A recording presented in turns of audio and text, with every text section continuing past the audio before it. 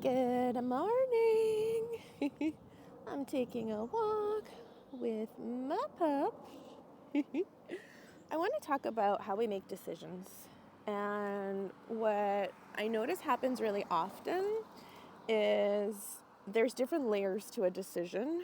And usually, what is impacting a decision is what you think other people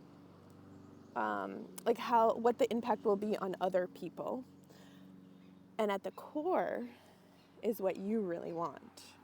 But if you think that if you are deciding on something and it is going to inconvenience other people or put them out in some sort of way, then that creates a whole lot of emotions in the body that feel bad. It could be guilt, it could be pressure.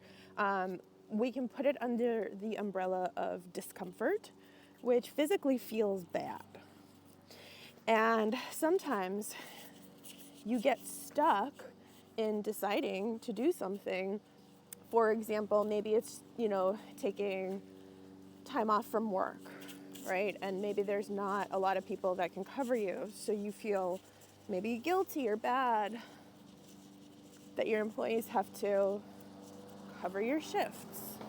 Or maybe you want to go out on a date night with your partner and you feel uncomfortable to inconvenience other people like your family members or whatnot to watch your kiddos at home while you're enjoying yourself, right? Sometimes that can create guilt.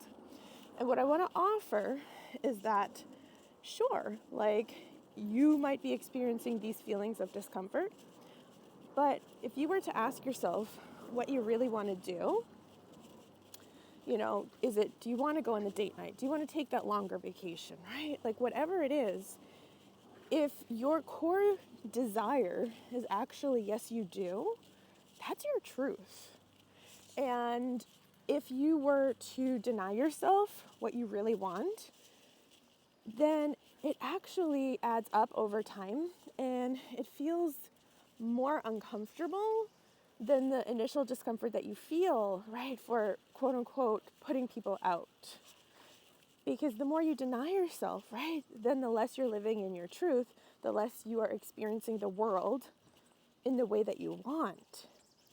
And what I want to invite you to do, first and foremost, is let's get clean about your desire. What do you actually want to do? Let's think about the good kind of selfish that exists, right? Like if there's no inconveniencing anybody, if this was just you deciding what you want to do, what would that be, right? Is it take that vacation? Is that go on the date night, right? Whatever that is.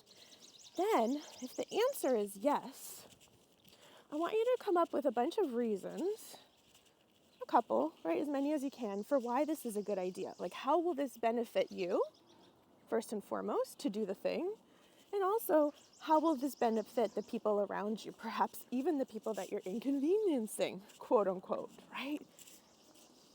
Because quite often what I notice is you're building a muscle to take up space. You're building a muscle to put yourself first and getting more and more comfortable with doing so. You're building the muscle for asking and receiving help and support. And your nervous system is going to feel better over time the more you practice this. The other thing that I want to offer is that you're actually setting an example for other people to do the same.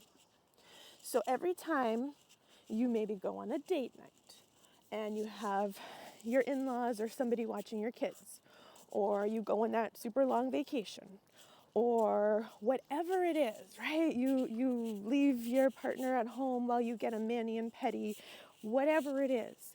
You're actually giving the people in your life, right, your friends, your loved ones, your coworkers, permission to take up space and follow their genuine desires to do what they want. And because, hey, if you can do it, maybe they can do it too, right? So you following your truth, what you want, and being the good kind of selfish gives permission to others to do the same, right? You get to lead by example, which is pretty huge of the impact you get to have simply just by following your truth. The other thing that I wanted to offer is these feelings that we have, right? Whether it's guilt or, anxiety, that pressure, the discomfort of putting people out of their way so you can do what you want to do. Well, what happens is the emotion drops down into your body. Now we've got all these chemical reactions happening and they feel pretty bad, causing the physical sensation of that emotion, of that guilt, of that pressure, of that anxiety, right? Of that discomfort. So what I want to offer is you don't actually have to get rid of that emotion as much as allowing it to just exist. Let it be there. Give it some space. Let it pull up a chair and have some tea in your house while you go about your business. And you do this by putting your hand on the heart or wherever you feel that sensation the most. Begin taking some deep belly breaths and remind yourself that it's actually safe for you to feel this emotion. Because in reality, right, like your body's just trying to protect you and it's giving you alerts to, hey, this doesn't feel good. But, you're not being chased by a tiger. You're actually safe. You're just experiencing chemicals that are running through your body that are causing this emotion.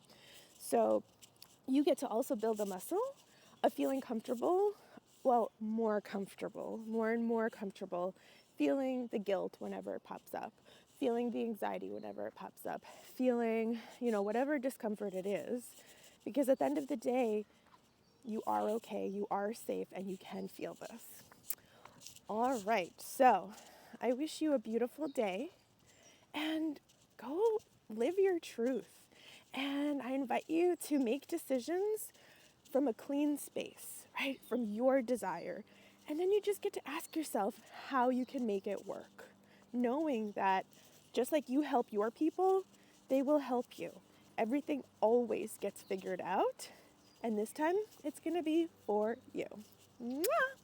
Also, if you would like to explore what coaching is like working with me, if you have any things you want to talk about, like boundaries and people pleasing and taking up space and, living your truth and, how to stop feeling guilty, to do the things that you want, all things life and coaching, feel free to message me and I'm happy to invite you on a free call so we can chat and see how I can best support you. All right.